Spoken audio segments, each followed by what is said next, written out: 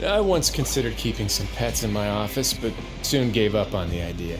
It's just not right to keep small animals where they won't be able to see the sun.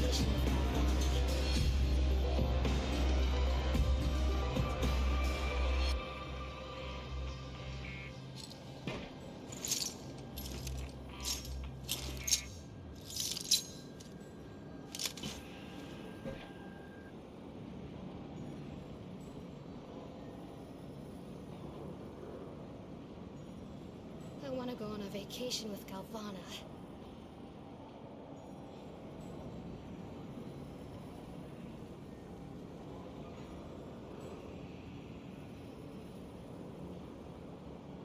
A word of advice, don't break the law. Is there anything else? Yeah, seriously, don't break the law. I want to go on a vacation with Galvana.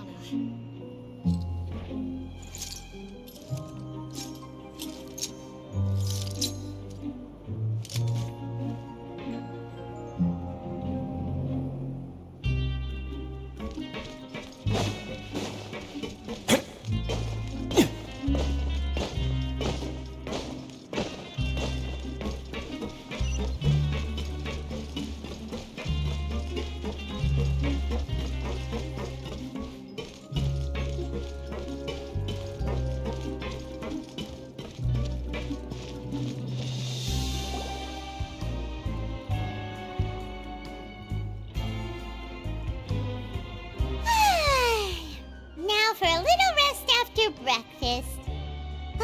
This is the life. Wait a sec. Isn't something important supposed to happen today? Oh, today's our big day! We're supposed to leave the Fortress of Mirapede! Come on, we've got to go complete the release procedures now!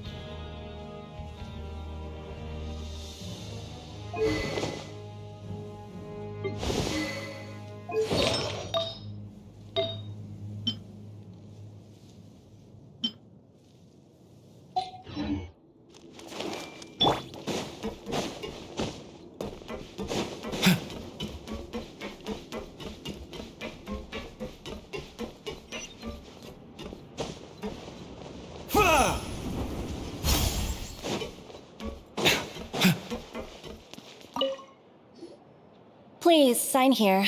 This document will be effective immediately upon signing, and you two may exit the Fortress of Mirapede via the regular channels. It's been so long since we've been to the surface. Let's hurry up and... Huh? What's happening?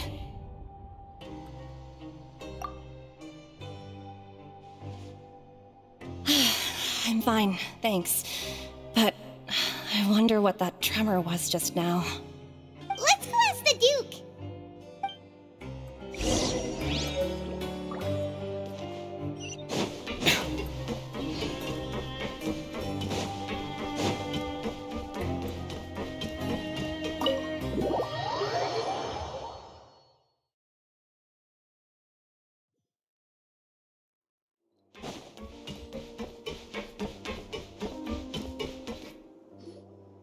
Your Grace? Ah, good to see you two. Is there something you wish to see me about? Yeah, what was with that earthquake just now? Ah, that. The tremor didn't originate from the seafloor. In fact, it seems it came from the surface. Over the years of serving as the warden here, I have developed a sense for distinguishing between what occurs on the surface and what occurs underwater. Besides, the seal that Monsieur Neuvillette set in place won't fail so easily. So the fortress is okay? If you recall our last incident, if there really were a problem, there would be crowds of inmates in a panic right now. Huh, you've got a point. Okay, seems we need to get back up to the surface and ask about what happened. By the way, do you know what day it is today? I believe today is this month's pipe cleaning day. Wait, seriously? Ah, yes. Have you completed your release papers? Yep. It's you two. Are you leaving now? That's right! Today is our last day in prison! But now that Paimon says that, it doesn't feel like we were confined here. It's actually been pretty nice. Oh yeah, Paimon feels fond of this place now. Then be sure to come back and visit. I'll miss you. If you've signed the release papers, then you're free to go. The guards will escort you out. You're not going to see us off? I knew you'd ask. All right, sure. Let's go. Well, you actually agreed. No worries, you must be busy. Paimon was just joking. Ah, so you do have a polite side, I see. After being down here for so long, I imagine you must feel like you're lacking companionship. Shall I come along too? Yeah, don't worry, we'll come back to see you. Paimon really likes the cafeteria here. The chefs sure do know how to make good grub.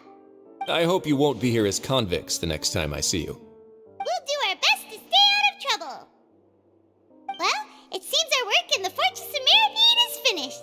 That's the end of another chapter in our journey.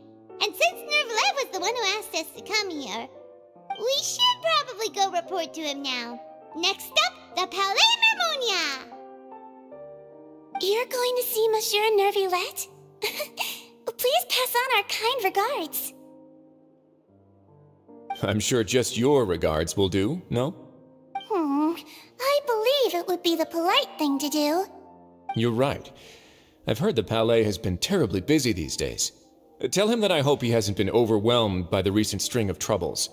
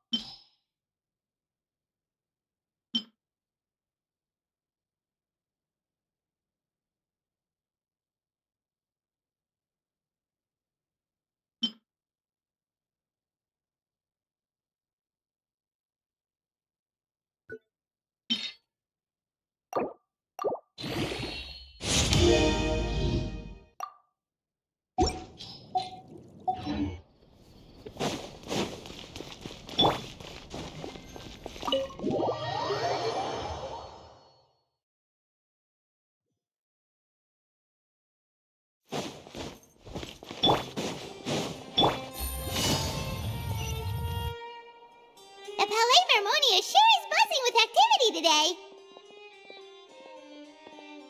Halt! Huh? Oh, it's you two. Apologies. Monsieur Neurvalet did say you'd be welcome at any time. Excuse me, would you mind helping me take a look at this report? I'll be right there. Sorry, I've got my hands full here. You can see yourselves in. Everyone's so busy. Seems a lot has been happening.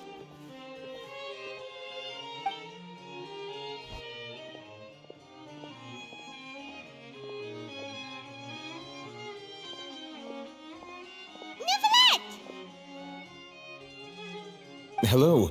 You've come at the right time, but you'll have to wait for just a moment, as there are some urgent matters I must tend to first. In the meantime, please, have a seat. If you'd like to have something to drink, let the Melusine outside know. That's all right. We just ate.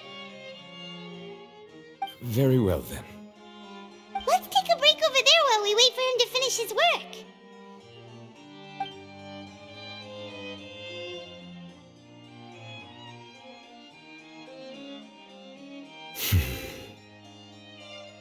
All right. That should wrap things up for now. Are you done with your work? Yes, sorry to keep you waiting.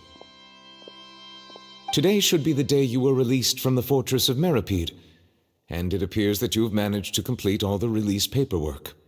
That's right, and we came here to see you right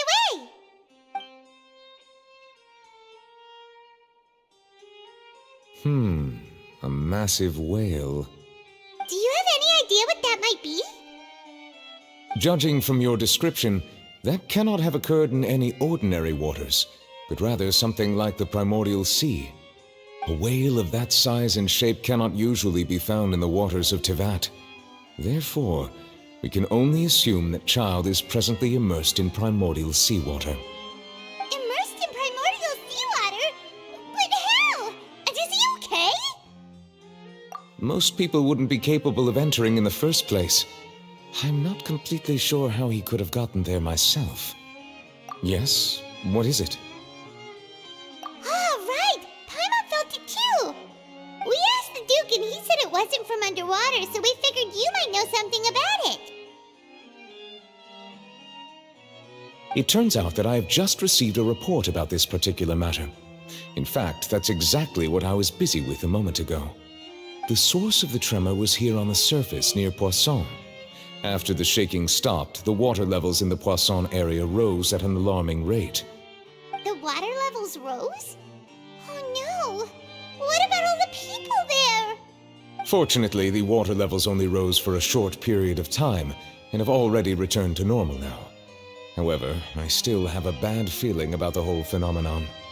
If the change in water levels is connected with the leaking primordial seawater, then the situation in Poisson may be much worse than it appears. Navia should be in Poisson, right? We need to go check on her! I would also like to go there as soon as possible, but I'm afraid I can't leave just yet. We must immediately formulate disaster prevention plans for the surrounding coastal areas to avoid potential catastrophes. I'll have to ask you two to go to Poisson first. I'll meet you there to check on the situation once I've finished things here. There's no time to lose! Let's get going! Please be careful.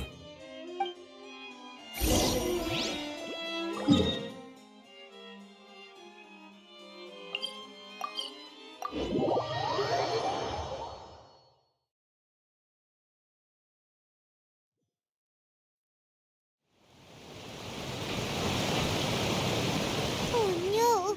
What happened here?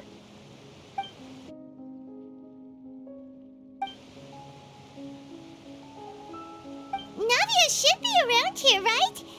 We need to make sure she's still... Paimon means we need to check on her.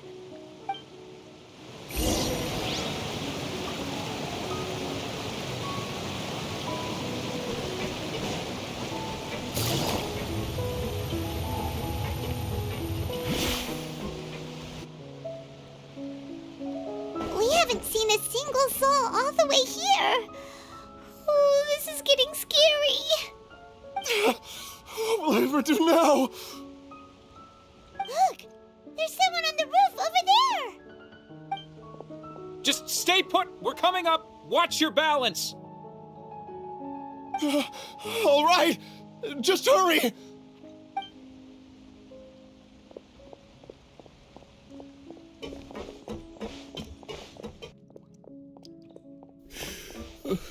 I'm not young anymore. How will I survive on my own? My Desiree!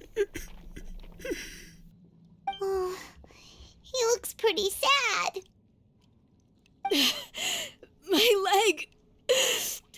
My leg! How could this have happened? It hurts! Just hang in there. Help is on the way. You can hold my hand if it makes you feel better.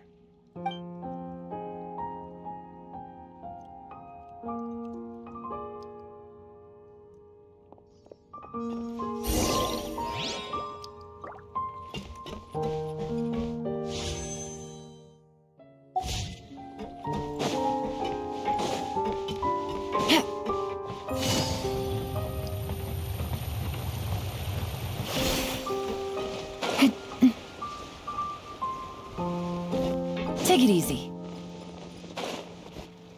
Oh, it's Navia! She's over there! Hey, Navia! Are you okay?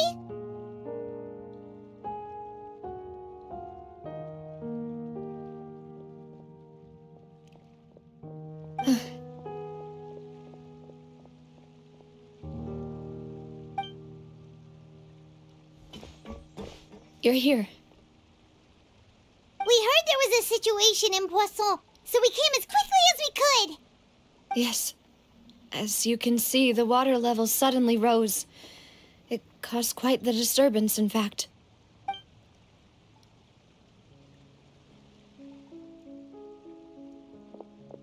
Demoiselle! There was a wounded resident next to a building southeast of here. We've already transported him to safety, but we've run out of medical supplies. He's wounded? How badly? He fell, so it's probably a broken leg. He's pretty shaken up.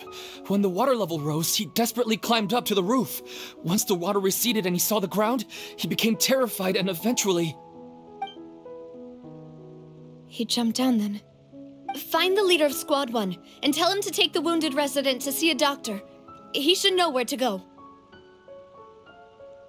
Understood. I'll take over his search and rescue mission in the meantime. All right, you'll be in charge.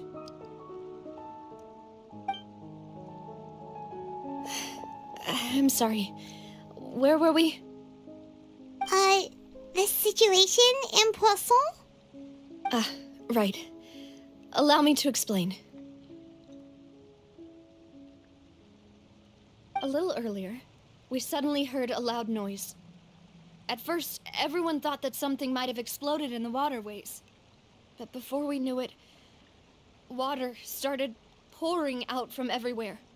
The rushing water seemed a little odd, almost like the unique color of primordial seawater.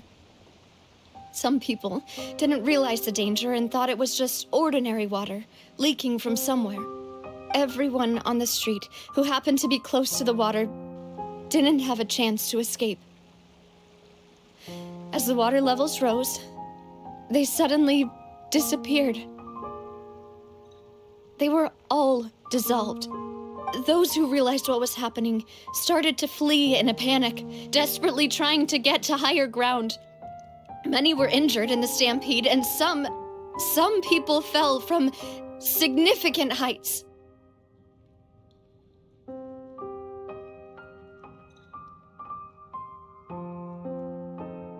The Spina di Rosula initiated rescue operations as quickly as possible, but there have been a lot of casualties. Fortunately, the water began to recede after some time, and the chaos came to an end. The water that flooded the area contained primordial seawater, so the lower levels of Poisson are still hazardous. To ensure everyone's safety, I've asked the people there to leave as soon as possible. No one knows if this could happen again. All we can do for now is try our best to help evacuate the residents. We still haven't completed the head count, but we'll have some numbers soon. How awful. And all of this just came out of nowhere. It was quite frightening indeed. I only wish that everything that just happened was a bad dream. Is there any way we can help, Navia? Thank you for being so willing to help in a moment of crisis like this. You don't know how much it means to me. I really can't express how grateful I am.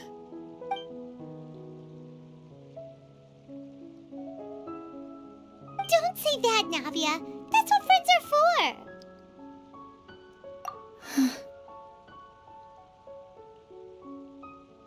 Demoiselle! We've got a situation here! I'll be right there. Sorry, I need to go for now. And out she goes. Seems it might be a while before she can take a break.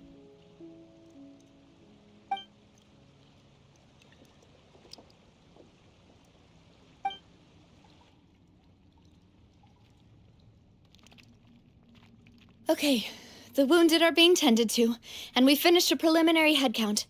More support has just arrived, so I suppose I finally have a moment to focus on my own matters. Of course, we should remain ready for anything, and continue doing our best to rescue others. I'll be sure to have everyone at the Spina di Rosula ready to render assistance. Traveler, Paimon, would you two accompany me to my father's grave for a moment? Huh? Right now? Thank you.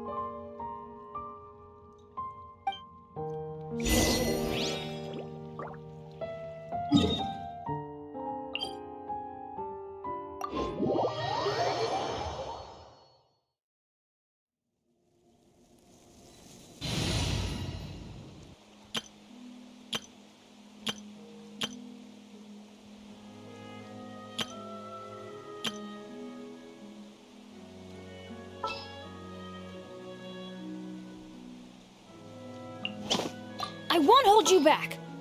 Much.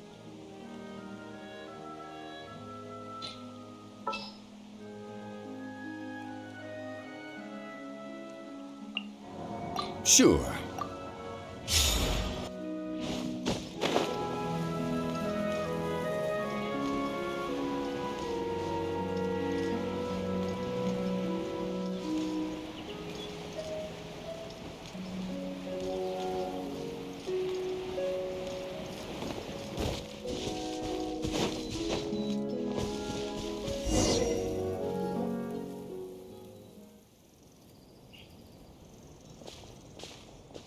Not a lot of people here, huh?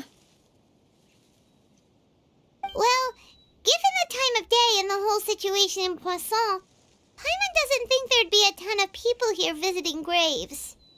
Right. That's how things are now. The living are so exhausted that they've no strength to spare any words for the dead. Navia?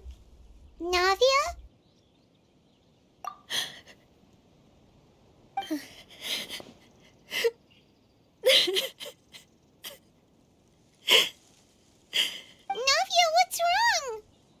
Sorry. I just... Malus and Silver, they won't ever come back here again. What should I do, Papa?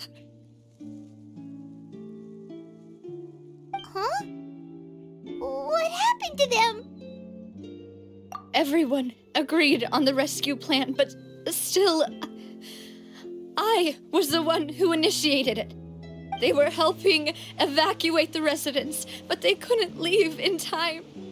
And they were caught in the seawater.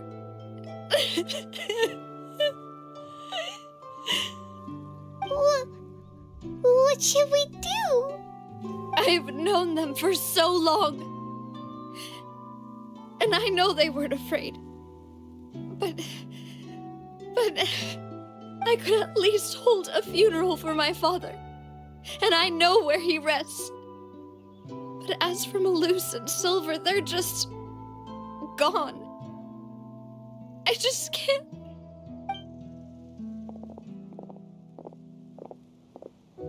Everything looks so clean after it rains. Even the gravestones. I didn't expect that you'd enjoy a glass of red wine in front of Master Callus's grave. I can understand. Besides, the scenery here isn't half bad. See, it's not just me. I always want to bring something when I visit Papa. Perhaps we might even have a picnic. He wouldn't be angry, would he? How could Master ever be upset with you, demoiselle? Yet the cemetery is the home of those who have passed, is it not? Everyone ends up here sooner or later, no matter who you are. Buying yourself a plot in advance, are you? No need yet. But when I do, I hope you'll let me be buried beside Master Callus, demoiselle. Hey, stop joking around. I'm quite serious. That way, it will save us both the trip to see each other whenever you visit your father's grave. That makes sense. In that case, could I be buried on his other side? After all, besides you, demoiselle, the two of us could certainly be considered Master's closest companions, no? Personally, I believe we fill those shoes just fine. Why are you bringing this up all of a sudden? Seriously. All right. I'll remember your requests. But I'd really prefer not to talk about this stuff. And what do you mean by saving me a trip? I'd make the journey even if I had to visit you two somewhere else. I'd promised to let them rest in peace here. But here I am breaking that promise. I'm sorry for letting you see me in a mess like this. I don't usually cry, really. Paimon doesn't know how to help you feel better. But, well, she understands how you feel. I had always thought I could make my wishes come true. But now that I think about it, that never solely relied on me. Many things can only be accomplished with someone else's help. Malus and Silver have helped me so much. But by contrast, I could do nothing for them. I'm so sorry. You can spend as much time as you need here, Navia. We'll stay with you. Thank you. Right now, you don't know how much that means. By the way, you can have a look at this. It's a list of victims from the incident that took place here. Obena, Khan, Burnett, Giverny, Francine, Karina, Daisy Ray, Joinville, Julianne, Esson, as well as Malus and Silver. So, everyone else is safe. But still... It's okay. I know what you're thinking. And you're right. We lost Malus and Silver. But we were able to save more than we anticipated. The overall outcome indicates that the cost was worth it.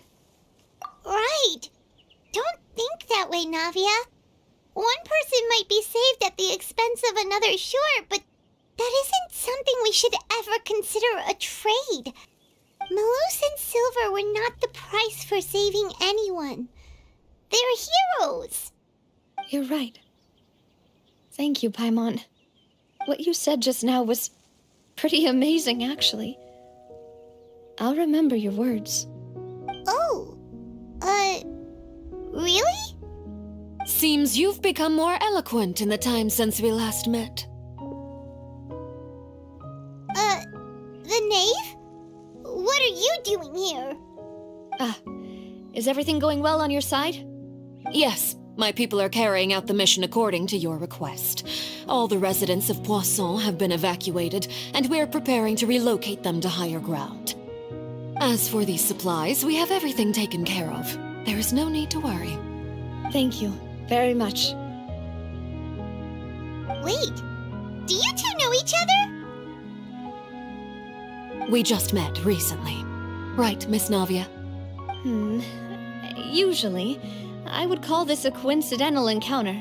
But that doesn't quite fit this time. Besides, it never even crossed my mind that a Fatui Harbinger would come looking for me.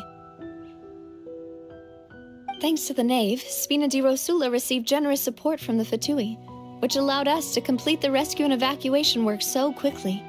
Mutual aid is essential to fostering positive developments. We were already in the area, in any case, so it was nothing. That said, I must say that you're a lot sharper than you let on. I'm sure you understand what I mean. I apologize for all the ways in which I tested you previously. We've never worked with a Fatui before, and it's extremely important for us to know who we're working with. My subordinates have reported that Fatui soldiers have been observing water levels and taking head counts in various locations. I hear that they've also prepared a large amount of emergency supplies. I'm quite surprised. This is nothing to brag about, nor do I intend to. It is simply the way of powerful organizations to act forcefully, whether they are doing good or ill. You've witnessed that firsthand, in any case. As I've told this traveler before, I know of the prophecy, and I intend to prevent the impending disaster. Lending your organization a hand was a natural first step in accomplishing that. As such, do not be troubled by this token of our sincerity. Perhaps one day, you'll also be able to help me in the same way. Without your help, there would have been many more casualties. I won't forget your kindness. Furthermore, I sincerely regret what happened to Malus and Silver. I only wish that my people could have arrived a little earlier to prevent this from happening. Don't say that. You and your subordinates did everything you could. As Paimon said, Malus and Silver didn't choose to sacrifice themselves for any specific person, and they weren't the price paid for other salvation. They chose to become heroes themselves. I've never liked hearing people put it that way. It's like trying to relieve pain by saying some noble-sounding words. But right now, there's nothing more suitable. They really did become heroes. You're right. I'm sorry for your loss, Miss Navia.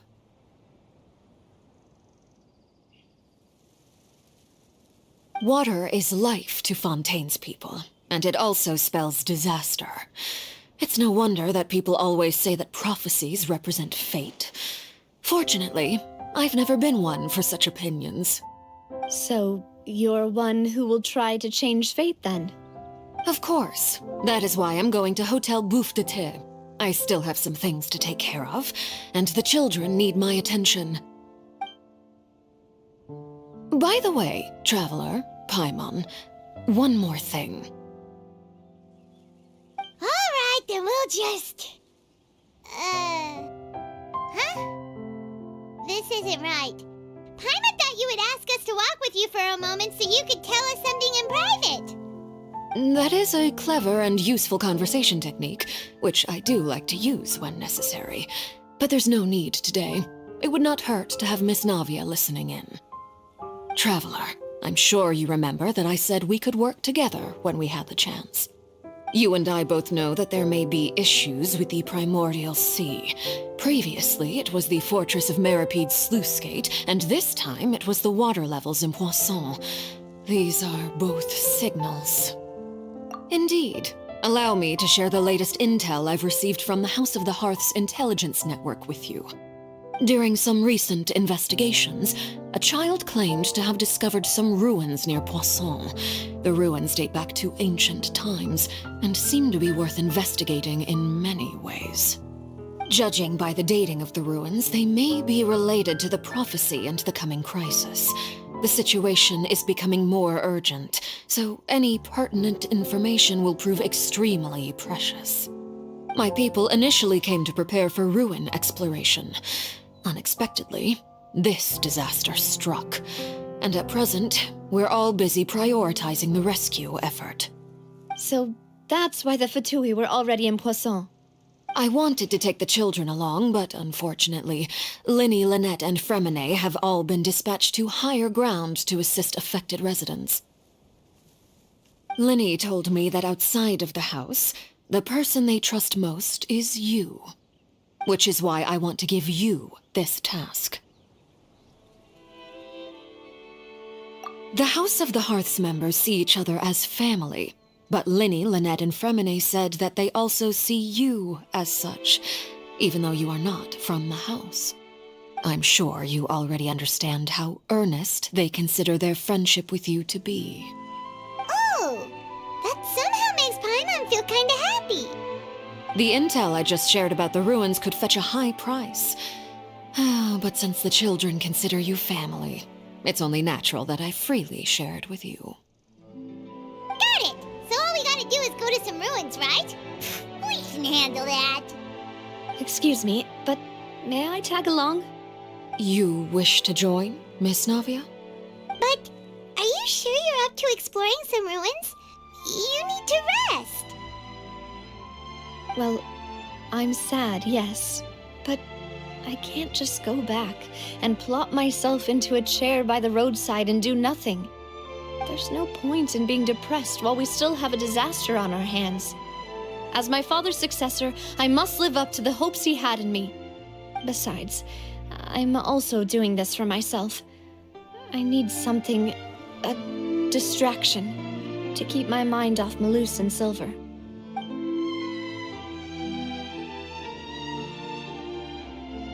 Since you put it that way, I have no objections. What do you say, traveler? All right. The ruins are to the south of Poisson. Here's the map. Okay, the three of us will handle it. Come on, let's pack up and get going.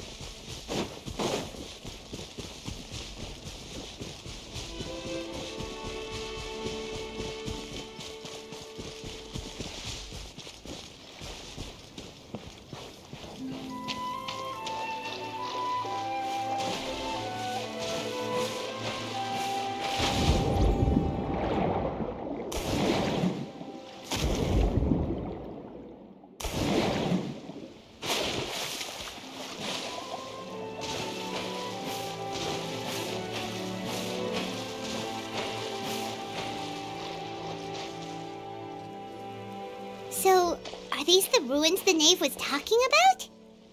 Whoa, talk about old. They seem to be pretty ancient, all right. Let's go in and have a look. Just be careful.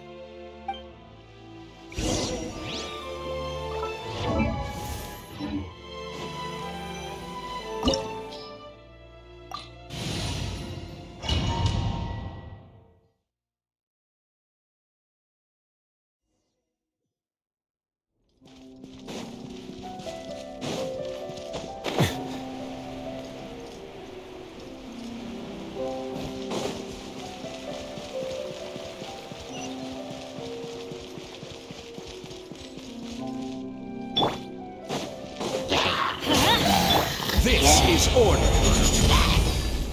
Stabilize. Teamwork is strength!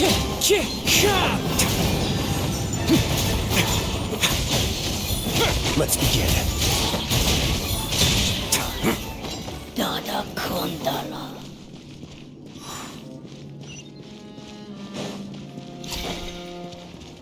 What? The floor here isn't safe.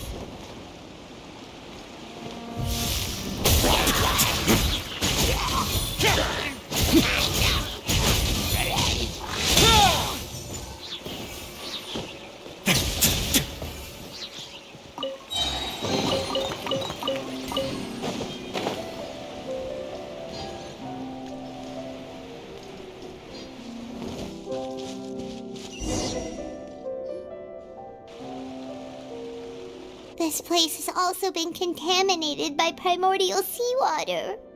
Yeah. And a lot of it, too. A Fontanian would most likely dissolve the moment they fell in. Right! You can't go down if there's primordial seawater. It's too dangerous, and it won't be any help for you to just stay here. Don't get Paimon wrong. We're not saying you're useless. It's just that... No, you're right. I can't do anything in this situation. I'll leave this to you.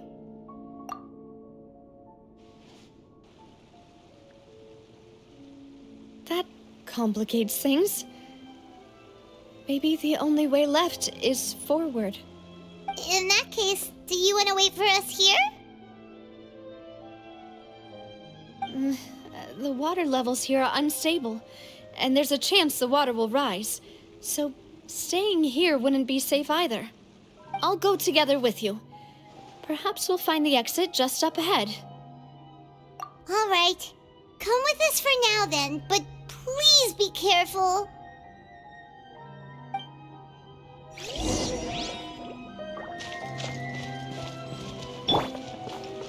Oh no, it's a dead end! Let's try climbing over from the side.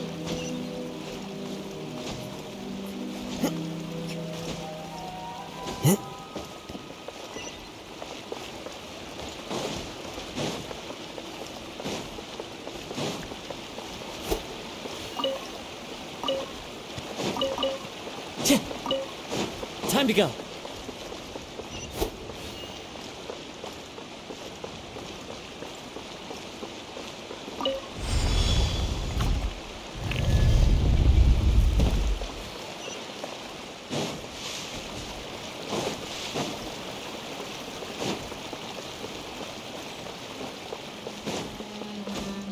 Wait, there's something wrong with this bridge!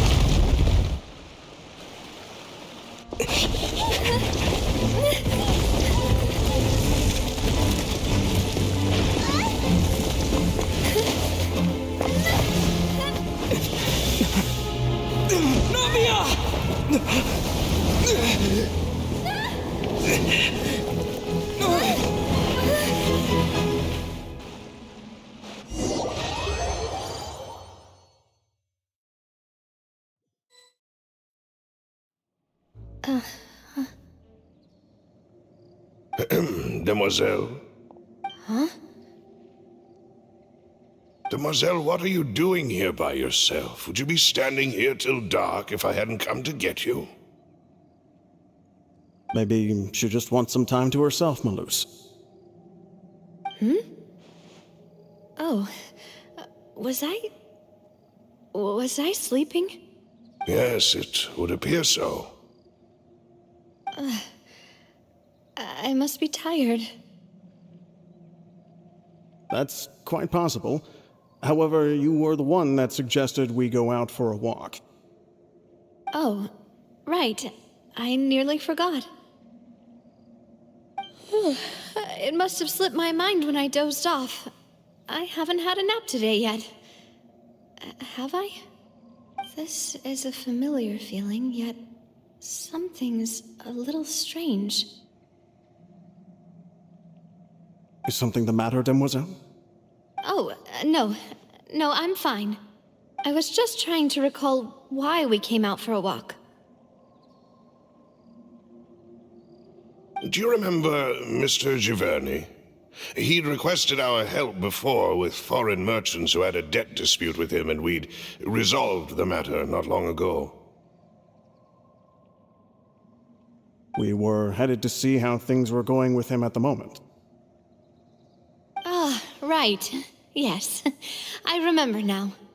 Oh, Miss Navia. Ah, Mr. Malus. And Mr. Silver, too. It's good to see all of you. How have you been? I've been great.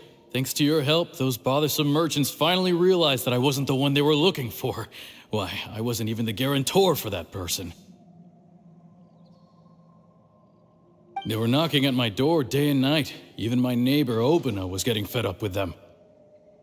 Sometimes force is required to calm someone down and get them to listen to what you have to say. That's right. Oh, by the way, Burnett, what was it that you wanted to give to Miss Navia again? Oh, yes. One moment, I have it right here. Miss Navia, these are some flower seeds that I prepared. Please take them. They're a very good variety, and they'll become very big and beautiful once they bloom. I don't know what we would have done without your help, so this is a little token of our appreciation. I hope you won't refuse. Ah, did you cultivate them yourself? Thank you so much. I'll certainly take them. Maloose, we do still have some empty flower pots at home, right? Why, we can have as many pots as you'd like, demoiselle. Perfect. In that case, we'll swap out some of the decorative plants for some of Mrs. Burnett's flowers. Very well. Wait. Something seems to be off here. Excuse me, madam. If I'm not mistaken, your name is Burnett, correct? That's right. Is something wrong? No, it's nothing. This is the first time we've ever met, but your name seemed familiar to me. I must have heard it when I was discussing things with your husband previously. I've heard this name before. Sometime recently, I'm sure of it. And why are there so few people around here? Where did everyone go? We must mind the time, demoiselle. We still have important things to attend to today. Huh? We do? Like what? Well, now, did you forget? Miss Navia, here you are. I've been looking for you. Please, come to the Opera House. Your trial is about to begin. My trial? Wait, why would I need to go to the Opera House? Yes, she's right, demoiselle. It's just about time now, so we should get going. Oh? All right then.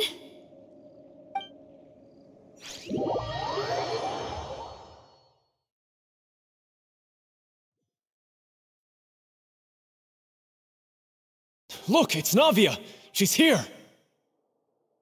And her two attendants are with her. Goodness, everyone's finally here. There sure are a lot of people here to see the trial. And they all seem to be oddly excited about something. I even know some of these people. Karina, Desiree, Joyville, Jolien, Essen. Why are so many people here? And why do I have no recollection of this case? And as for the judge... huh? Where's Monsieur Neuvillette? Please sit in the defendant's seat. Don't worry, Silver and I shall accompany you. All right. But are you sure you can stand behind me? Typically, it wouldn't be allowed, but today is an exception.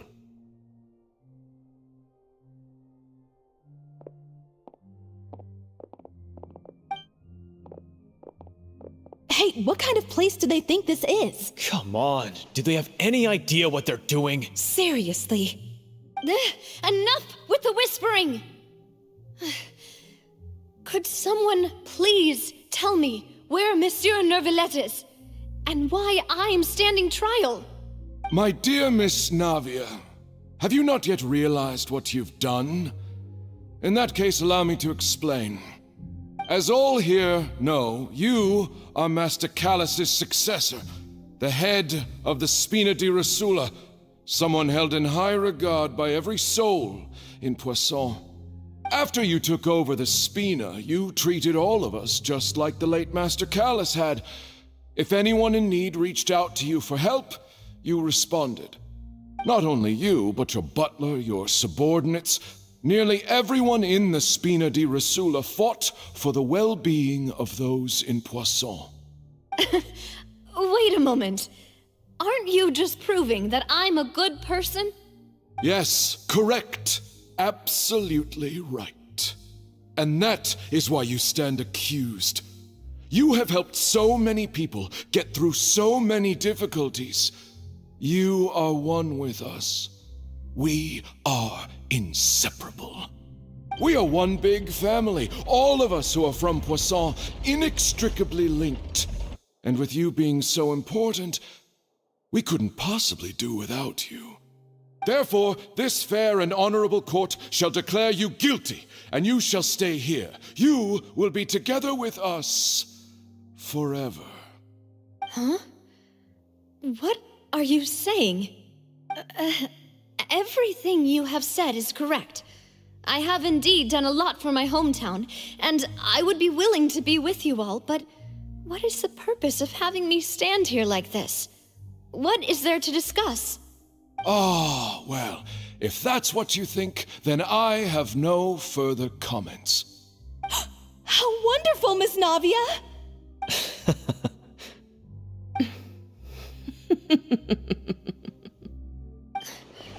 I know all these people. Why are they laughing? I seem to remember now. Yes, I get it. This trial is... Wait just a moment. This isn't right! Malus? What was that, Mr. Malus? Our conclusion is very clear and unanimous. Let the court judge her now. She's guilty! Stay here, Navia! You're one of us! Demoiselle, don't admit guilt. This trial means to keep you here forever. I wish to exercise my right to defend Our Lady. Mr. Joinville, you only know of Navia's goodness, but nothing of her utterly independent mind. She was born a free and independent spirit. She has never been tied down by anything. Indeed, even the death of Master Callus couldn't stop her. Her actions cannot serve as proof that she identifies herself as part of any group. She merely acted as an individual, extending her hand to help others. Please do not mistake her actions as being otherwise. Really? As an individual, you say? Don't forget, we are all Fontanians here. This is the nation of justice, the nation of Hydro. Even if Miss Navia only voluntarily rendered her assistance, that doesn't change the fact that her beautiful soul must return to everyone. Water accepts all, blends with all. It will surely accept her kindness. Everything is measured here in the nation of Hydro, and in the end, everyone shall meld together. Thus, when a unanimous opinion emerges, that opinion represents justice. Now I speak for everyone. Our opinion is consistent. Navia should stay. We and Navia are one. And you would call this justice? Preposterous. You are merely jealous that Demoiselle still has a chance to exist as an individual. Have you forgotten how much you all once longed to become individuals, to become independent? Do you mean to defy our justice? If your justice is flawed, then why should we acknowledge it? As you said, we can also have our own justice. Silver and I shall defend Demoiselle. And that is how we will enforce justice. Ugh, my head... It hurts. Demoiselle! Silver, it hurts. My head is spinning. All I can see is stars swirling in front of me. I remember now. Everything that seemed odd from the very beginning.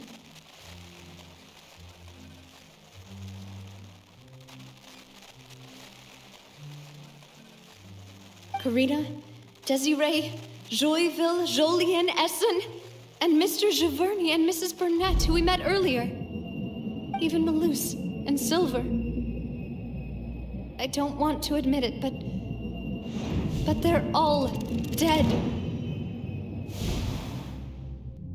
Don't be afraid, and don't admit guilt.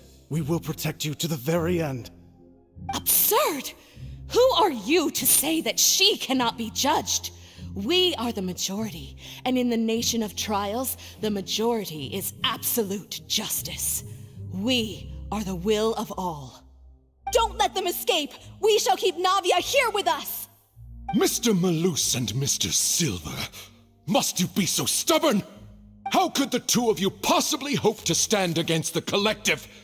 Do not resist. This judgment is fair and just. Navia belongs to us. After all that happened, she should not be left alone in Poisson. What are you saying? No more excuses! She says we're jealous. Jealous? How could she possibly be an independent individual? What's with these people? Who's jealous of her? She belongs to us! Miss Navia, she... Silence! That's...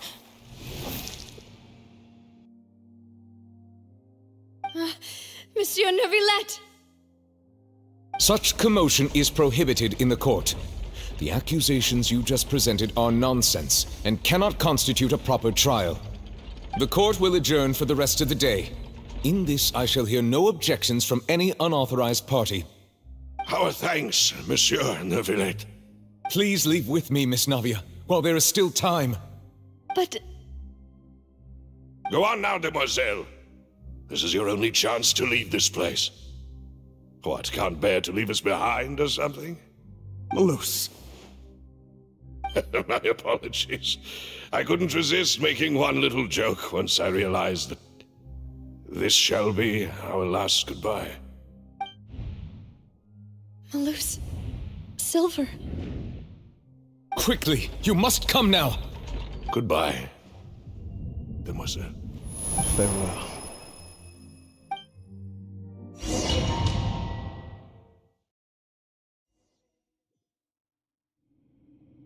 No, wait! Just a second! Navia? You're awake. Good. I must have been dreaming. Malus and Silver were still alive, and they were defending me at some insane trial. It looks like you're all right. Did all the sad feelings cause you to have a nightmare? Paimon could give you a hug. The ruins you were exploring suffered a cave-in. When I arrived, I found you falling toward the water. You were just about to be dissolved within, but I...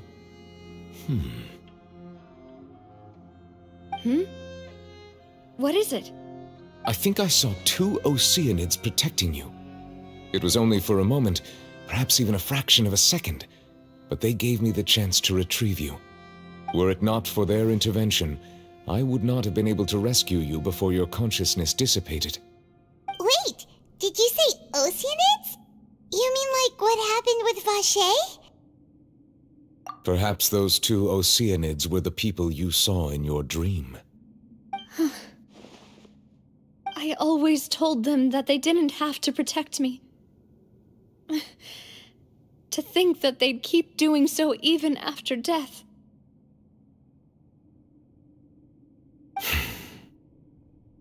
Please come with me.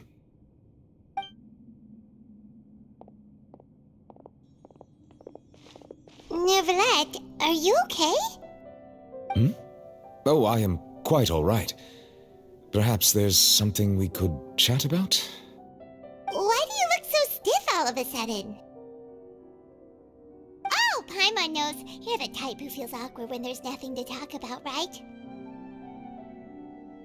I merely thought that we should give Navia some time to herself. Huh? Why didn't you just say so then? Don't you think it's even more awkward to call us over like this and then have nothing to talk about? I suppose so. Ah, Sigewinne. I hope all is well with her these days. Her work in the fortress of Meropide has not been too much for her, has it? No way, don't worry. She's doing fine down there. She's an amazing head nurse. I see. Well, that is good. I have always worried that Sigewinne would need a lot of time to understand the world of humanity, just as I have. Oh, and the Duke also says hi! Even though Sigewinne made him do that. He hopes that you haven't been overwhelmed by all that's happened lately. Thank you. I have indeed been busy lately, and I also hope that everything is going well in the Fortress of Meripede. He still doesn't know what to talk about. Let's chat about something else then. So, Neuvillette, you're probably quite the swimmer, huh? Mm-hmm. Yes, of course. This isn't going anywhere. Let's try something else. How did you find these ruins? Did the knave tell you? Yes, in fact. I had arranged to meet you in Poisson, but when I arrived, I discovered that the Fatui were helping the residents evacuate. They had even transported a large quantity of supplies to the area.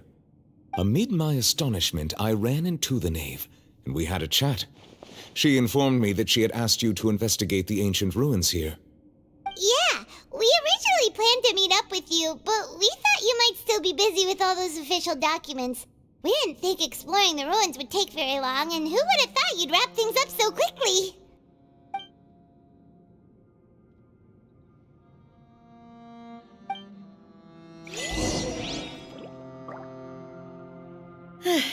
I'm sorry to have kept you all waiting like that. I'm feeling much better now. I guess we should get going again. Will you come with us, Monsieur Neuvillette? Yes, if you wouldn't mind my company. All right! Another joins the party! Let's get going then!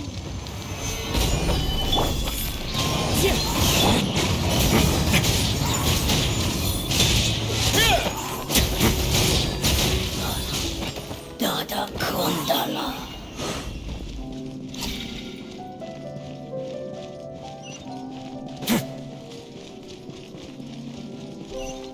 Oh no! Another unstable path! Watch your step!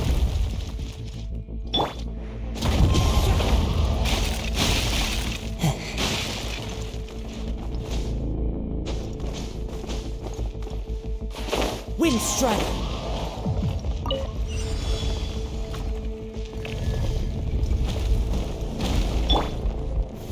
Gather! Watch out! There are rocks falling over here! Have a seat!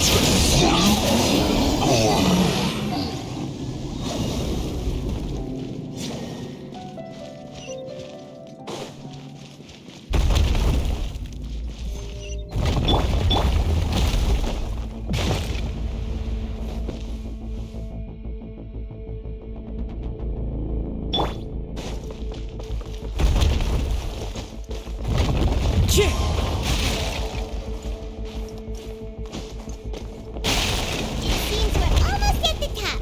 Keep it up!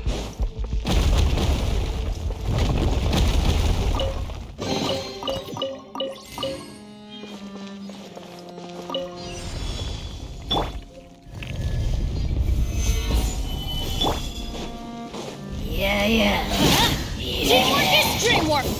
Wind Strider. Well, now.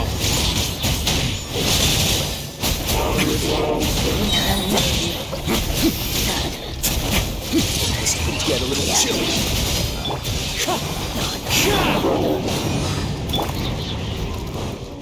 I will have order. Solidify!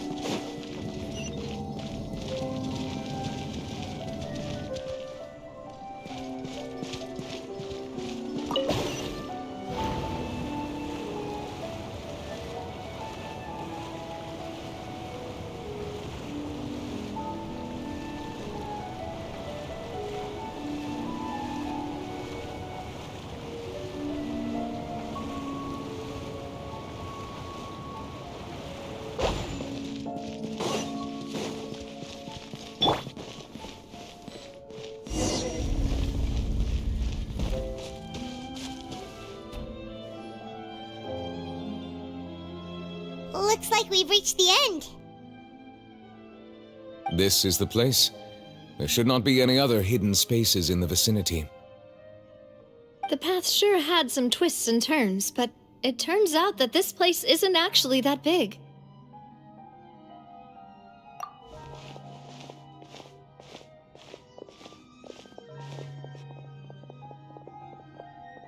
Stone slates. It seems like they were put here as an offering. Could we take them down and have a look? Perhaps we should just leave them be for now.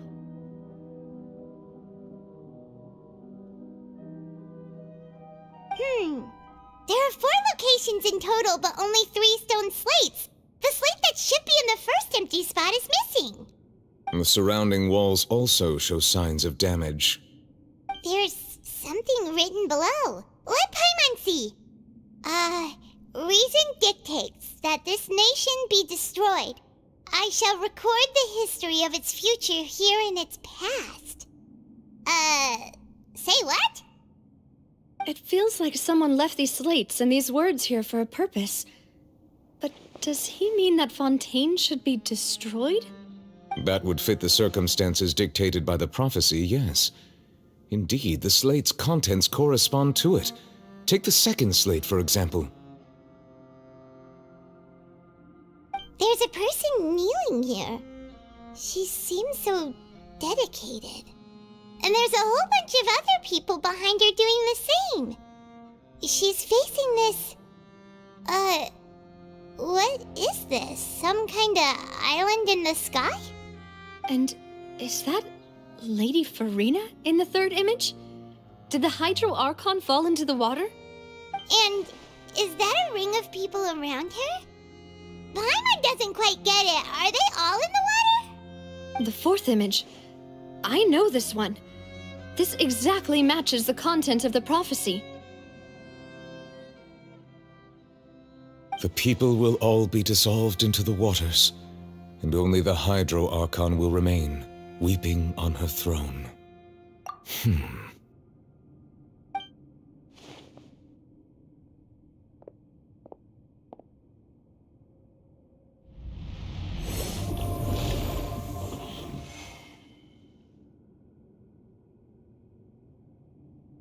More information should be hidden in these slates, but I fear I cannot easily uncover it, most likely due to us missing the first slate. I am very sorry. Don't blame yourself, Monsieur Neuvillette. Deciphering ancient stone slates isn't one of your duties. Ooh, Paimon's getting the chills just looking at these slates. This says that it's the history of the future, right? That means the prophecy's sure to come true. I really hope it doesn't mean that. Still, Paimon feels like these images are kind of weird when you look at them together.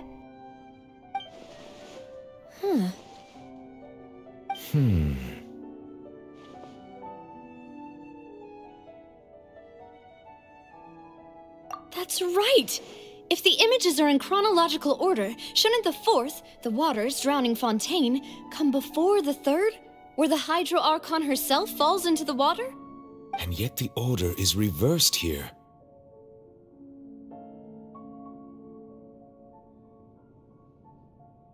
If we go by timing, Lady Farina only emerges in the third image. That means that the person in the second image might be the previous Hydro Archon. Egeria, then. I had never met her, but her appearance here does match the records. The previous Archon kneeling before the floating island in the skies, as if confessing a sin. Did she herself commit that sin? And if not, why would she be in such a posture? Also, I'm still wondering why these ancient stone slates are here at all. Judging from their contents, could this place be the origin of the prophecy? Does that mean that someone, or some people, once saw these slates? But who would have created these slates and left these words here?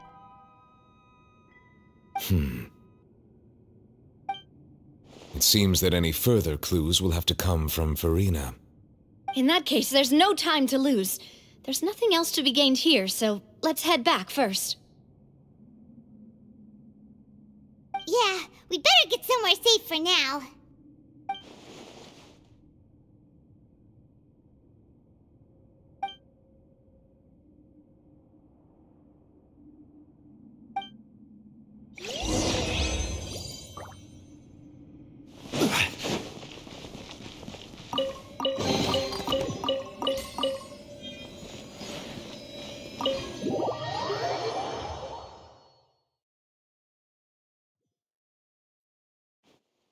Let's split up here. I'm going to check on what's happening with the Spina. You know how it is. There's some things you just need to be there for yourself.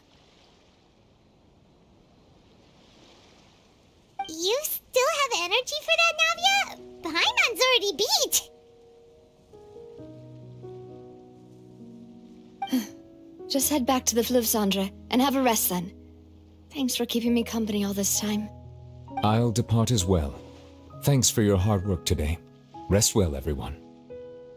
Traveler, I will go talk to Farina tomorrow morning to ask about the stone slates. I'm sure that you're concerned about this matter as well. If you have time, drop by my office. I will share the results of our discussion with you. Are you really gonna talk to her about this directly? Will that be a problem?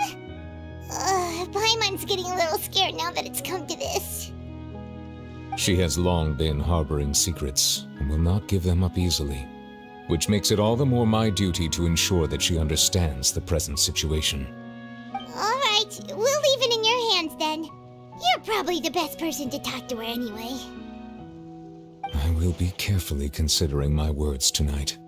Traveler, Paimon, our safe house at the Fluvsandre is always open to you as ever, so please don't think you're an imposition. All right. I'll be on my way then.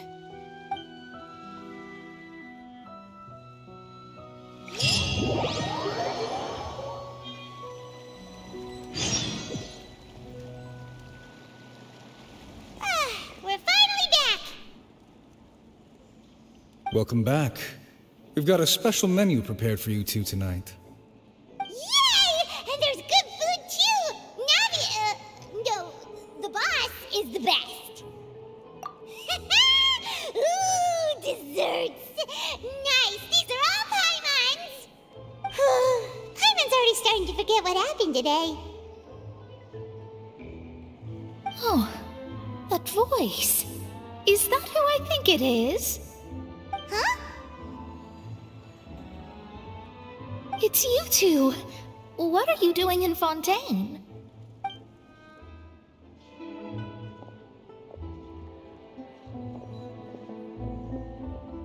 Mona?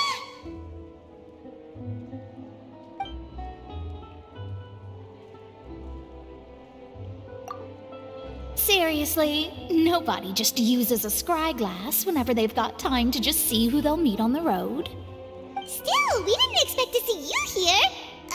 Wait, you're not a Fontanian, are you, Mona? Well, I have some business to attend to here, so I booked a hotel in the city. I was just out for a stroll when I bumped into you. Quite unexpectedly, if I might add. Why did you think I was from Fontaine, though?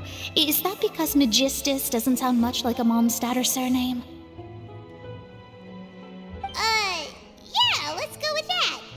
Well, I used to have my own surname, which was, well, some other thing. Either way, the old hag told me when she took me as her disciple that the first step to being a great astrologist's pupil was to change that name. There was nothing for it, really. She really is amazing at astrology, so I changed my name to what it is now according to her wishes.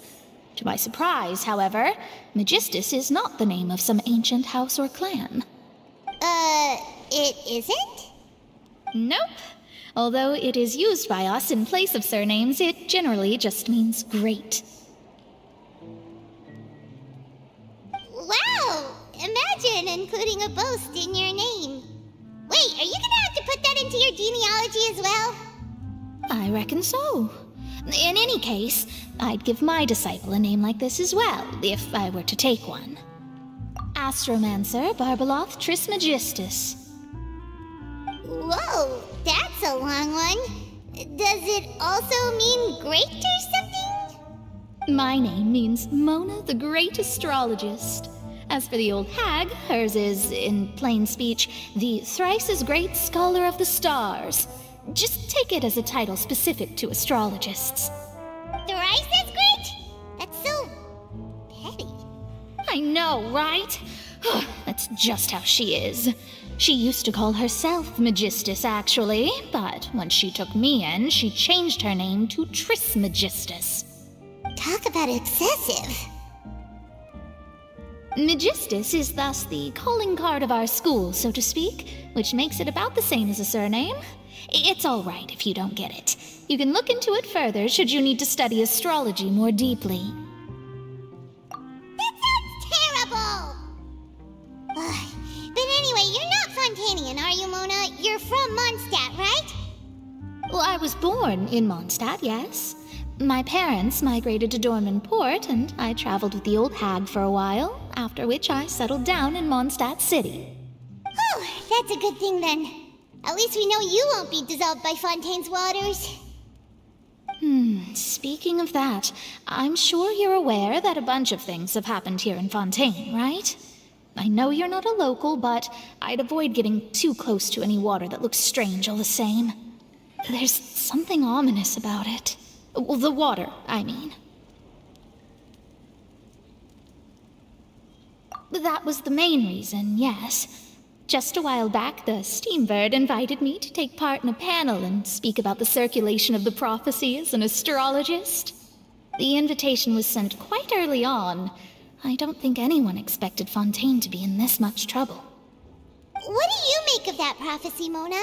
Just tell us what you think as an astrologist.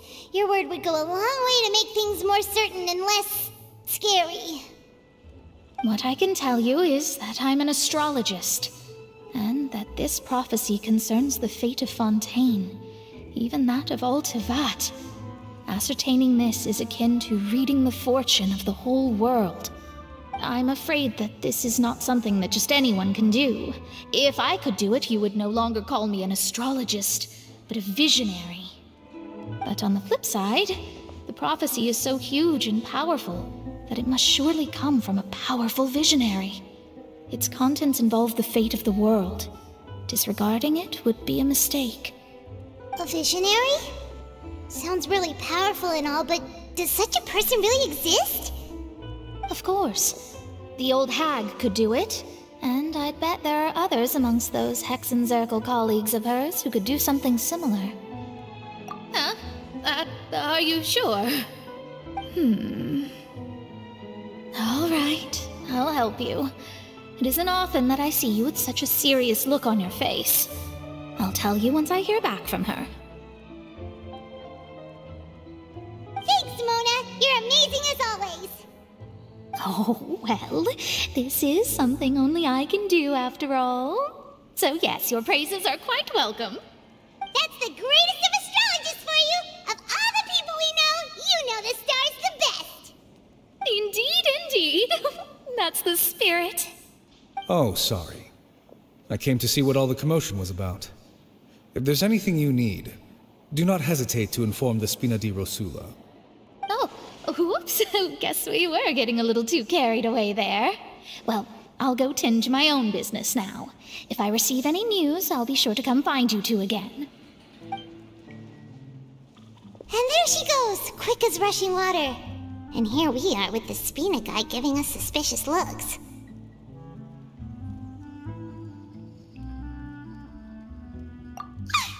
If Paimon hadn't spoken for you, it'd be you getting all the weird looks.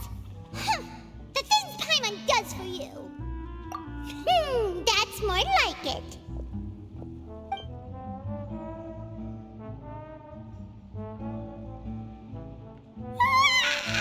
Good morning. To be honest, Paimon's still feeling kind of sleepy. But it's time to get up, Traveler. We agreed to go see Neuvillette, so let's pack it up and get going.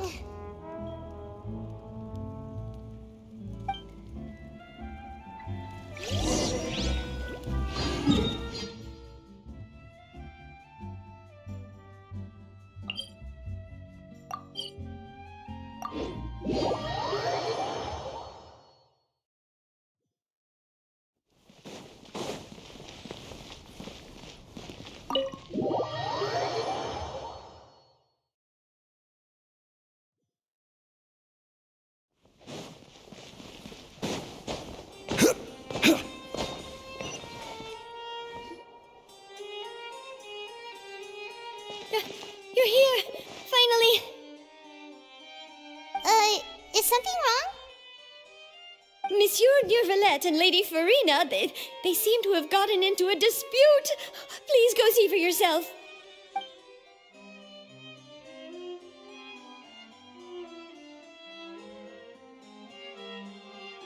Like I said, I've already explained everything.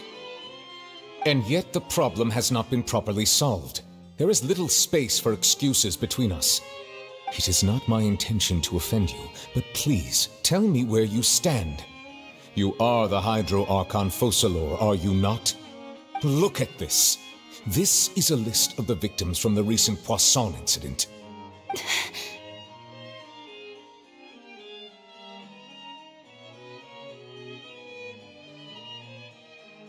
You mean they're all... We did not arrive in time to avert this disaster, and I will not have it happen again. I will say this once more. You must tell me everything you know. Yesterday, I found 3 stone slates in some ancient ruins near Poisson. Do you know anything about those? Seriously? You're questioning me like this is a court case now. I don't know anything about that. But you found them in some ancient ruins, you say? That's correct, which is why I came to ask you some questions. There should have been 4 slates, but one of them was missing. The other 3 feature different images that seem to correlate to the prophecy. The prophecy? The second of these slates depicts the previous Hydro Archon Egeria kneeling before a floating island in the sky, as if confessing something. Do you know nothing of this either? I don't. I've never seen such slates. I'll ask you again. Do you really have no information regarding the previous Archon? My deciphering of the slates indicates that the Hydro Archon Egeria once had to confess to, or apologize for, a certain sin. If anyone would know about it, it should be you. All gods don't have the same secrets, you know. She was herself and I'm me. Is it really so strange that I know nothing? I understand your concerns, but I'm sorry. I just don't have anything to tell you. Forgive me for saying this now, Lady Farina, but I have long known of your various secret investigations into certain matters. There are several indications that you have been investigating the prophecy on the sly. This is not strange in itself, considering that you are the Hydro Archon. But it is strange that you should also claim to not know any of Egeria's secrets, as well as do nothing following your inquiries. You have never been as superficial as you have presented yourself to be, nor are you a fool. And yet, your behavior is very inconsistent.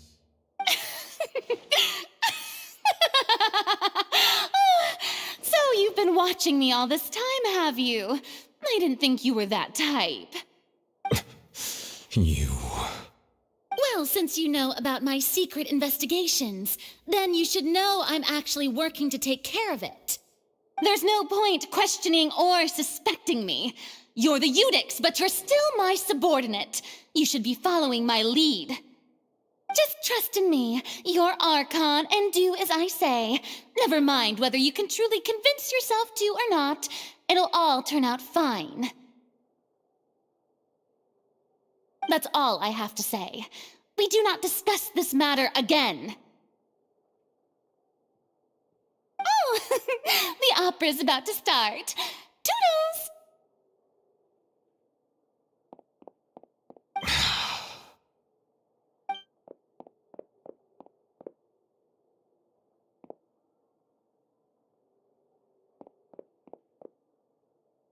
Did Farina not notice us standing by the door? Wonder what's up with her. She was smiling. Huh. She didn't seem in the mood to care if we were listening in or not. I assume you've been outside for a while now? Oh, you noticed. Seems Farina didn't even realize we were here. She was in a great panic, though I cannot discern the reason. Our discussion reached impasses time and again, a state of affairs that we cannot allow to continue. Still, I do not understand. Dialogue is the basis for understanding, so why did she keep refusing to engage?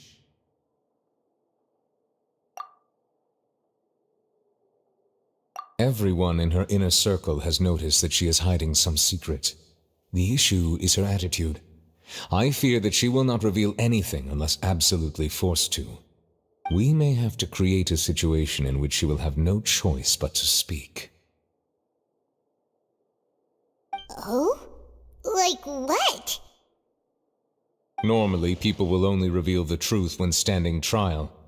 Perhaps we must have the Hydro Archon experience just such a scenario.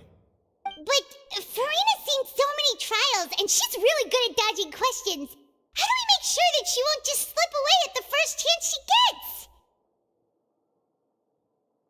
We will need to consider this thoroughly, join forces with various parties, and then do what we can. If at all possible, I would prefer to recuse myself from this affair, but we must prevent the prophecy from coming to pass. This may be cruel to her, but all Fontaine is in crisis. The information a god possesses is too precious, and so we must take a chance on this. But who will lend us their aid to do such a thing?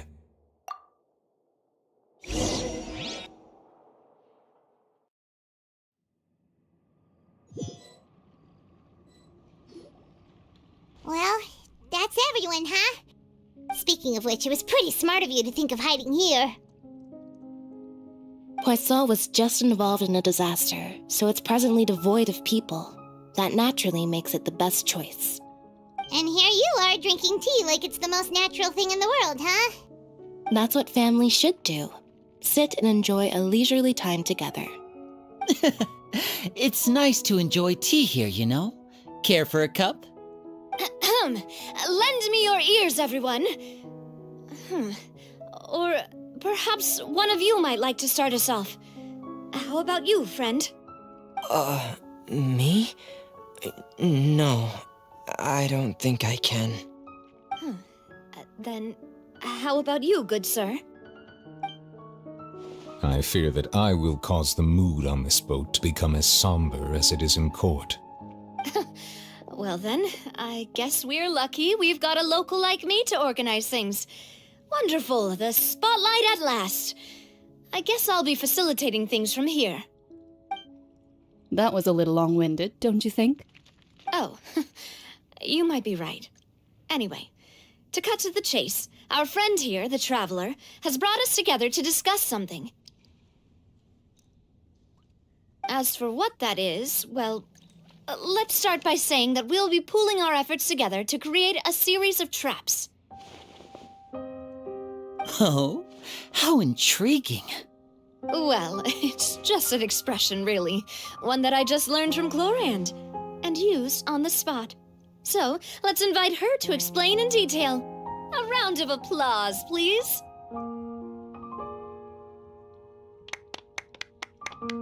Huh? Didn't you say that you would be facilitating this? Oh, come now. Your work doesn't involve much public speaking, right? This is a good chance to practice.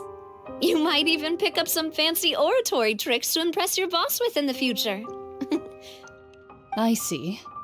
And what does my boss say? He is glad that you consider him your boss. Do go on.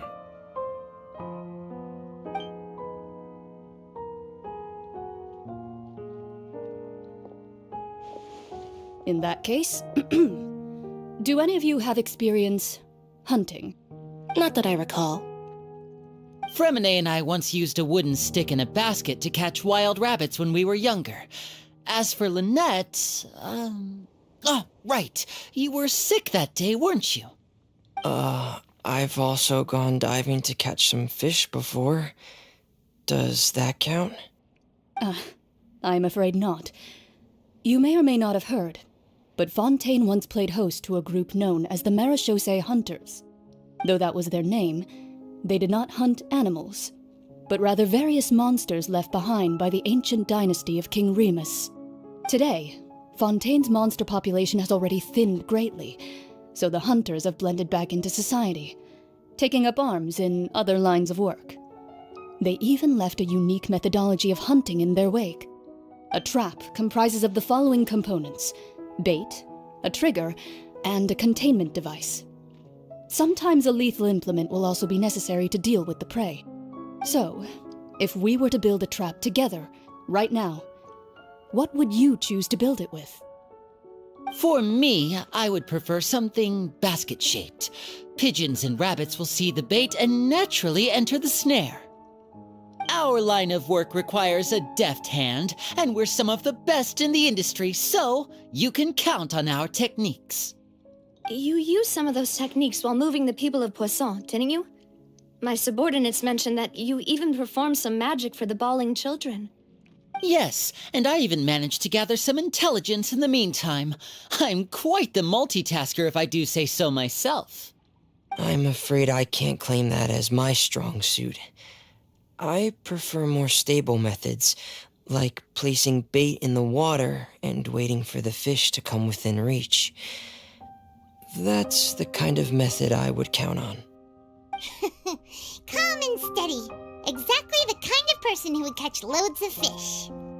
And I can be their assistant. With discretion, I'm sure. I'd probably use some sort of mechanical animal. Papa once bought me some small clockwork squirrels, mice, and such. When placed in the forest, they can attract others of their kind. I remember that you liked those too, didn't you? I did. And that would be a good way to go about it. If they're realistic enough, animals of the same kind will follow them all the way to the trap. What about you, Monsieur Neuvillette? I fear I do not have any related experience. That makes sense.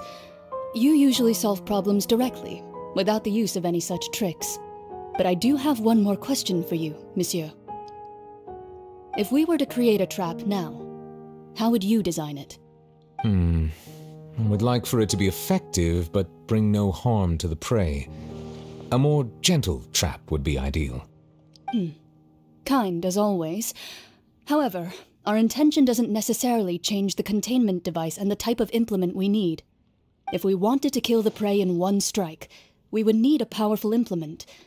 However, that also goes for prey that must be captured and safely contained. Wait, why's that? Only a hunter who's a true expert at subduing their prey can snare it without harming it. The line that divides life and death is often exceedingly thin. So are we going hunting together?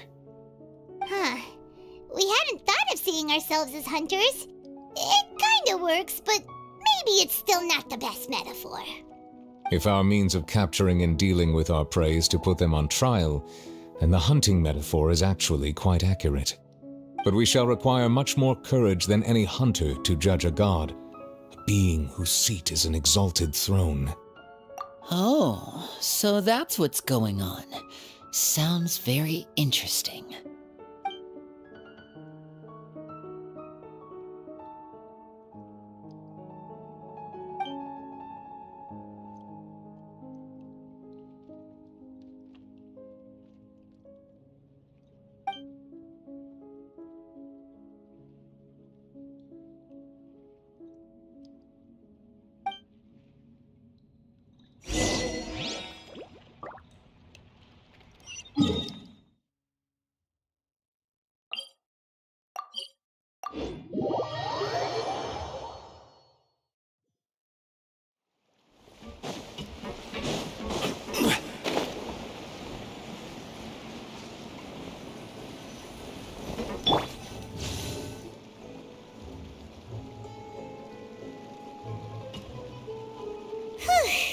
It's been a tough few days, hasn't it?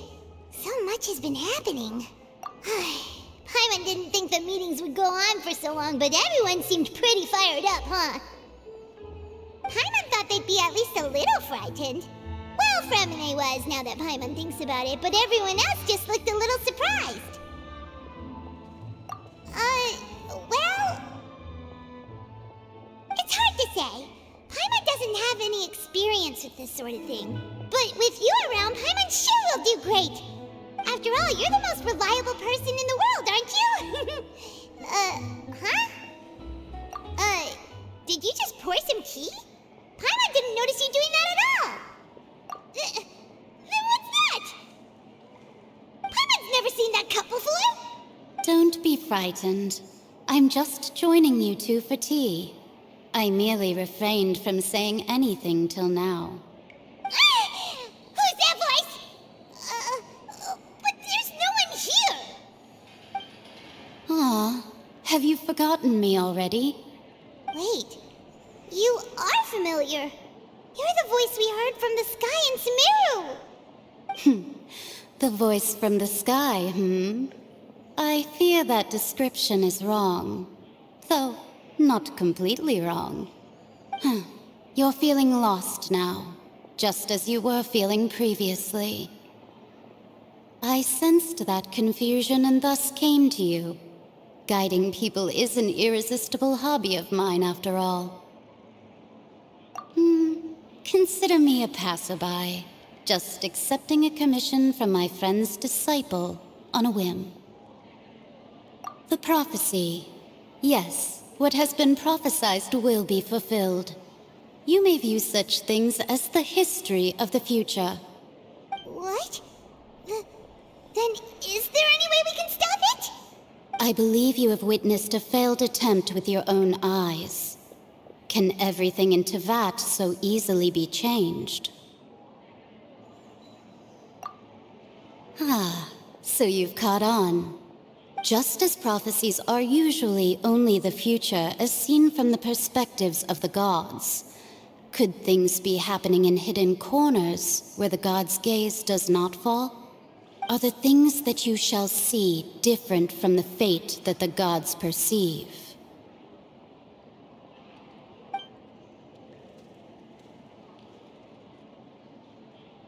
What is she talking about?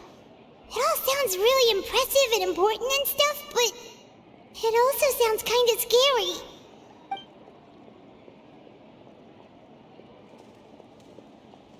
I believe that you understand, right?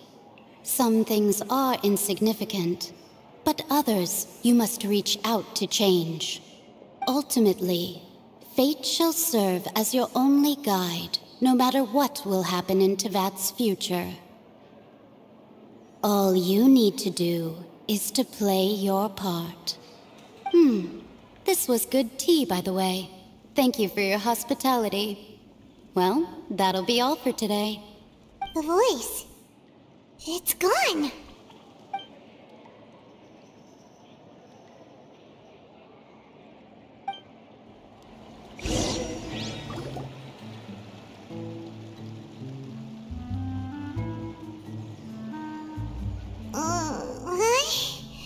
Paimon here, so... Alright, coming! Hey, it's you who's getting lazy, okay? Well, I see I've walked in on some lively banter. Luna!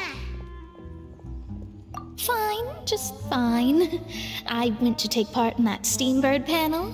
It turned out to be more interesting than I expected. Not all Fontainians are pessimistic about this. One journalist mentioned that sitting around and waiting for the end to come would be wrong, and that they should make their own rescue preparations. I agreed, so we had a brief chat with her. Did she have pink hair by any chance? Why, yes! It was Charlotte. You remember her, right? That daredevil journalist? I'm in full support of her view. Prophecies are very important, but how can people allow their lives to be commandeered by just a few words? That's right! Paimon's glad to hear something sensible for once. Yes. About what we had discussed before. I did try, but I'm afraid I couldn't reach the old hag. I'll try again tonight, but I wouldn't get your hopes up. Huh?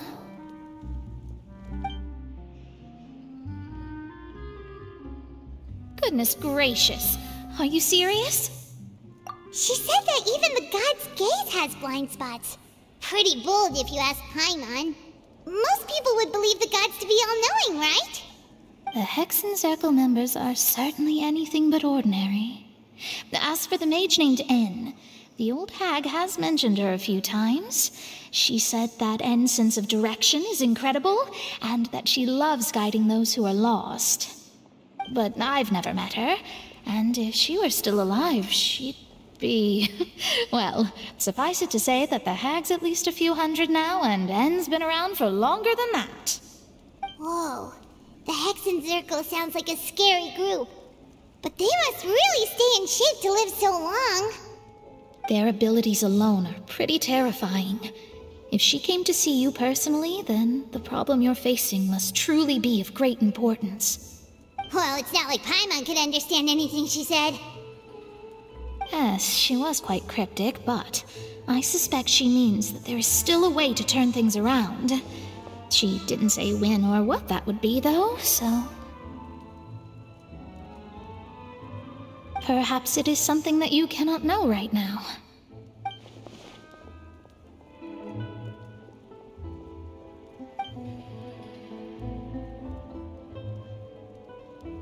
Traveler, Paimon, are you two all right?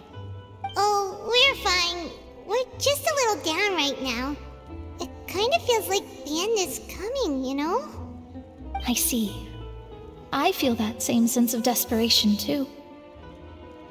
I guess you could consider me someone who has often witnessed fate. So far as I have seen, it cannot be swayed. But even so, I still hope for, and believe in, miracles.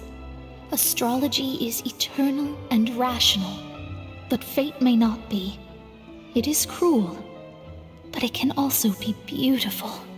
Perhaps that's what En was trying to tell you. Not to lose heart, and to believe that what you are seeing playing out before you is not yet set in stone. I did originally think of steering clear of all this, but I couldn't. Even if this is all futile, I still wish to help everyone. If we don't struggle to the last, then how can we face the end when it comes? Huh. You do have a point. There I go, talking about astrological principles again. Sorry about that. The moment I start talking about work-related stuff... I need to get going. It was worth trying to comfort you, even if only a little. I believe that you'll help those who are struggling in the same way I did. I suppose that might be why we always seem to meet by coincidence.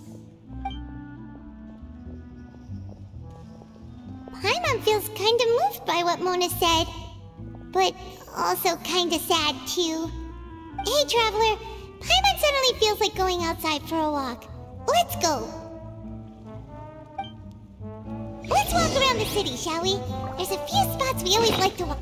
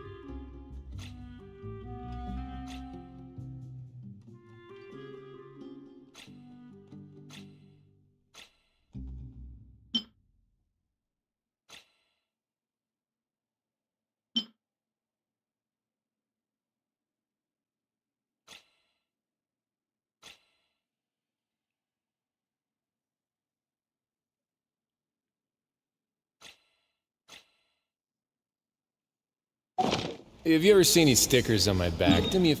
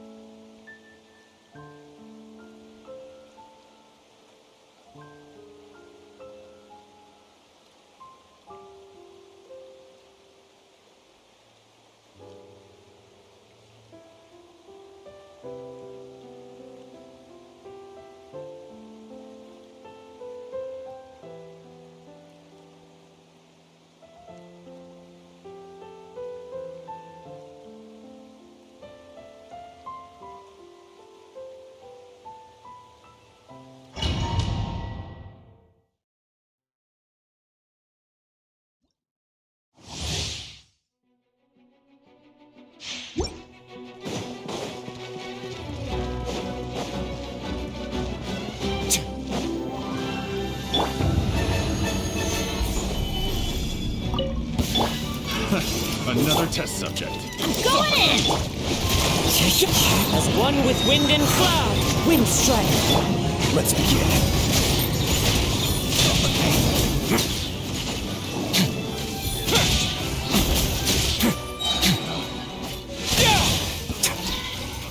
Pay your dues.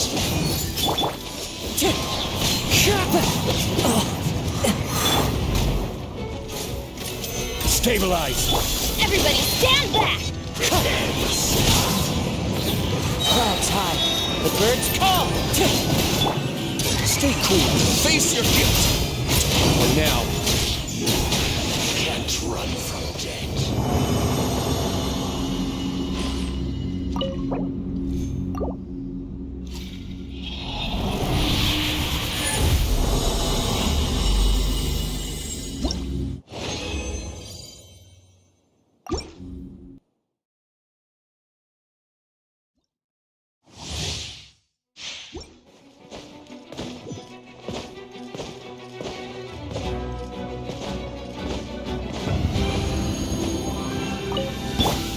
this is order.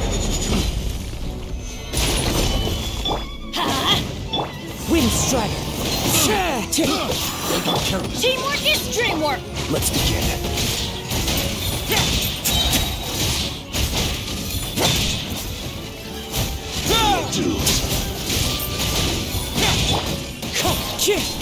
Fallen leaves, adorn my night, Wind Strider. Get a little chilly. So way now.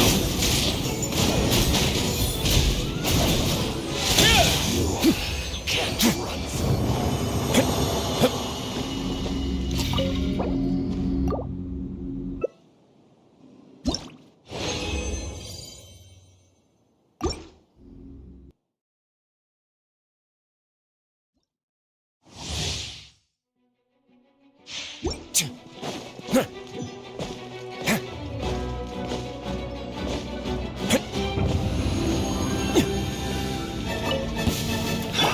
Another test subject. I will have order. Solidify. The wind knows me. Suffocate. A more, please. Pick the wrong test subject. Pay your dues. Let's light it up! As one with wind and cloud. Teamwork is dreamwork! Stay cool. Face your guilt. Let's begin.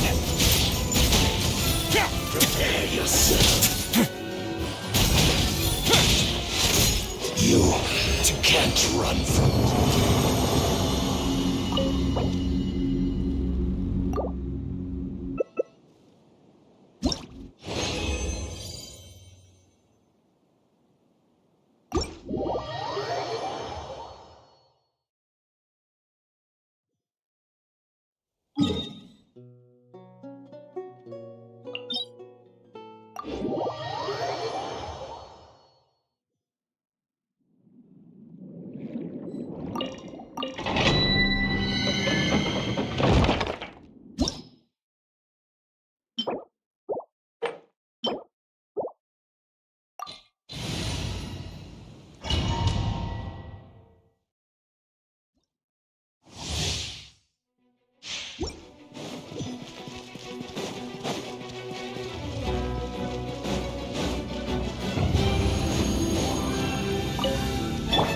Order guide you.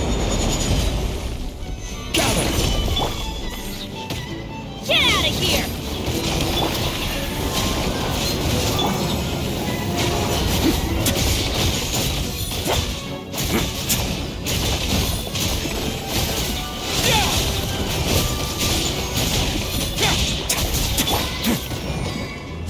One with nature. I'm going in!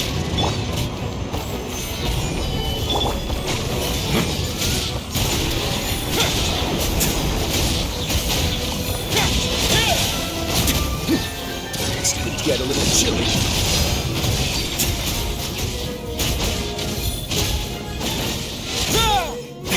A more, please.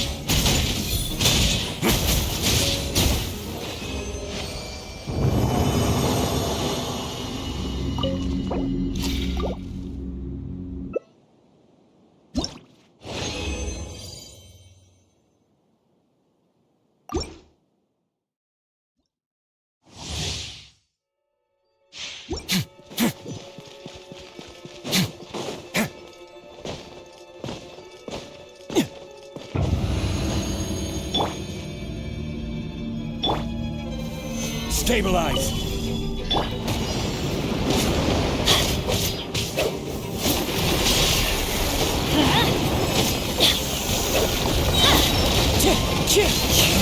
Fallen leaves, adorn my night, wind strike.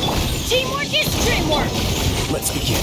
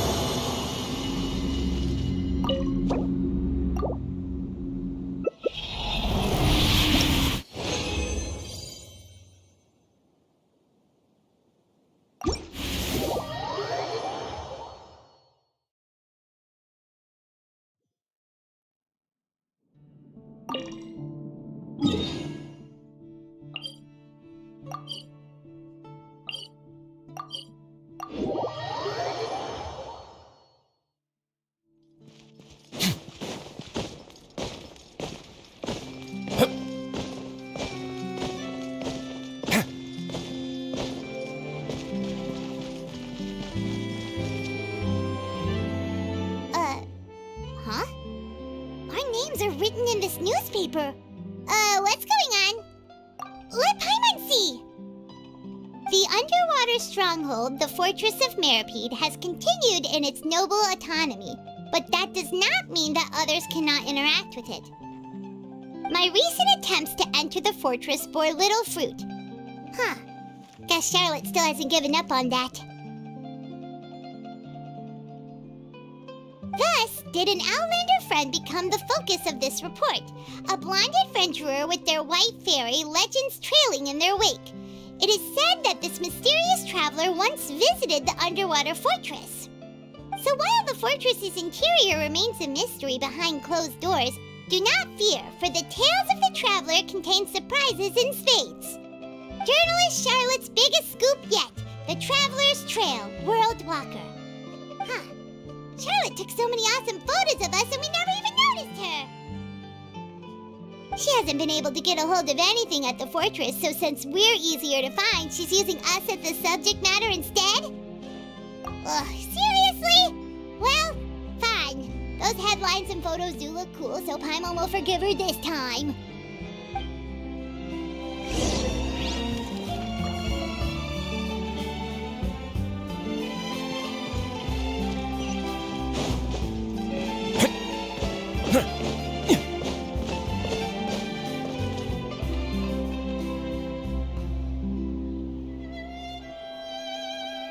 We're here!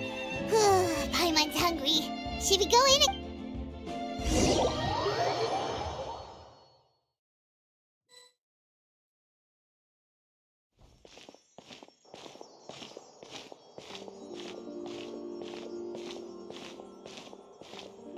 Hey, quick!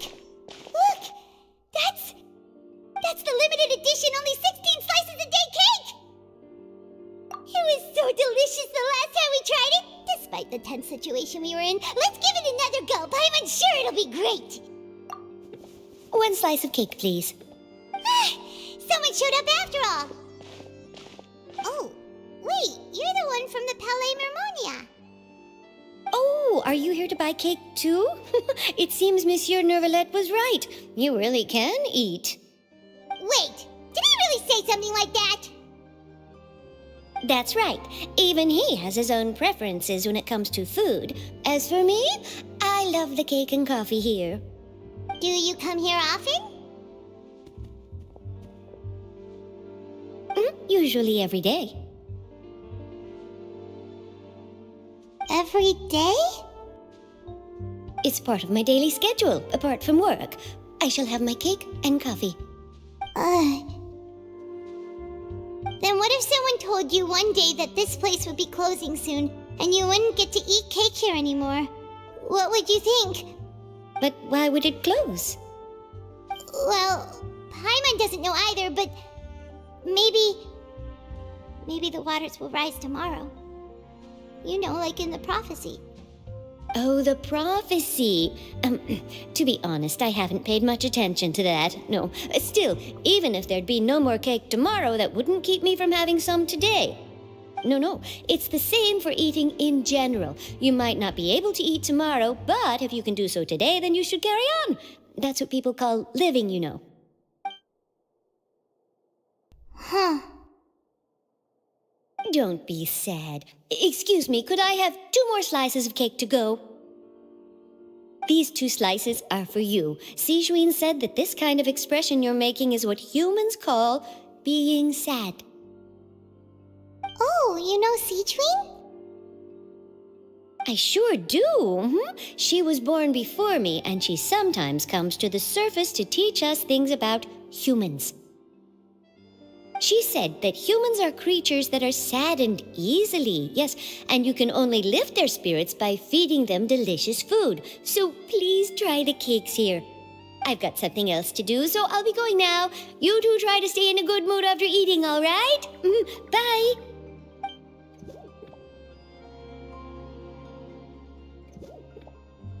And there she goes. All right, let's dig in. I'm unsure this cake will be delicious.